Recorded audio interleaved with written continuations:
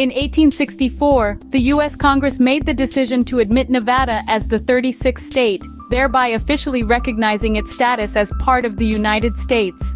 This decision was significant, as it marked the expansion of the country's territory and increased its political representation in Congress.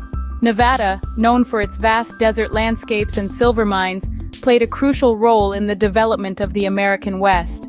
The admission of Nevada as a state also brought attention to issues such as mining regulations and Native American rights, which were important topics during that time period. Overall, the admission of Nevada as the 36th state was a pivotal moment in American history. On October 31, 1918, the Spanish flu pandemic reached its peak, claiming the lives of a staggering 21,000 individuals in just 1 week. This deadly outbreak was one of the most devastating pandemics in history, with an estimated death toll of 50 million worldwide. The Spanish flu, also known as the H1N1 influenza A virus, spread rapidly due to the movement of troops during World War I. It had a particularly high mortality rate among young adults, which was unusual for influenza viruses.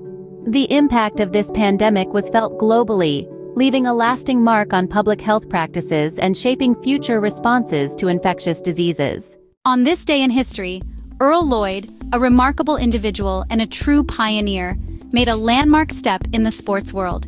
He became the first African American to play in a National Basketball Association (NBA) game. This was a significant moment, not only in the history of sports, but also in the struggle for racial equality in the United States. Earl Francis Lloyd was born on April 3, 1928, in Alexandria, Virginia. During his formative years, his talent in basketball was evident. He honed his skills at Parker Gray High School before joining West Virginia State College in 1947. At West Virginia State College, Lloyd had an impressive stint. His team, the Yellow Jackets, clinched the Central Intercollegiate Athletic Association (CIAA) Conference and Tournament Championships in 1948 and 1949. Lloyd was named All-Conference for 3 consecutive years and selected twice as an All-American by the Pittsburgh Courier. In the spring of 1950, Lloyd's professional journey began. He was picked in the 9th round of the NBA draft by the Washington Capitals, making him one of the first African American players to be drafted into the NBA. On October 31, 1950, Lloyd made history. He became the first African American to play in an NBA game, facing off against the Rochester Royals. Despite the Capitals' defeat, Lloyd managed to score 6 points on this historic night. After a short period with the Capitals, Lloyd left for a 2-year term in the U.S. Army. He returned to the NBA in 1952 and joined the Syracuse Nationals. Nicknamed the Big Cat, Lloyd had a productive NBA career. In the 1954-55 season, he scored 731 points, leading the Nationals to the Eastern Division Championship. This achievement made Lloyd the first African American to win an NBA title. In 1958, he was traded to the Detroit Pistons, where he ended his playing career in 1960. Lloyd's association with basketball continued beyond his playing days. He became a scout for the Pistons, credited with discovering several talented players.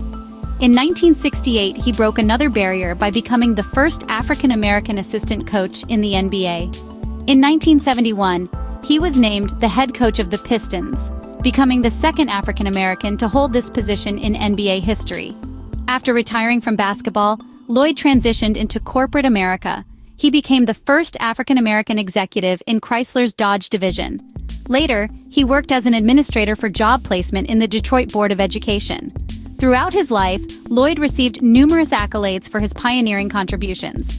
He was inducted into multiple halls of fame, including the prestigious Naismith Basketball Hall of Fame in 2003.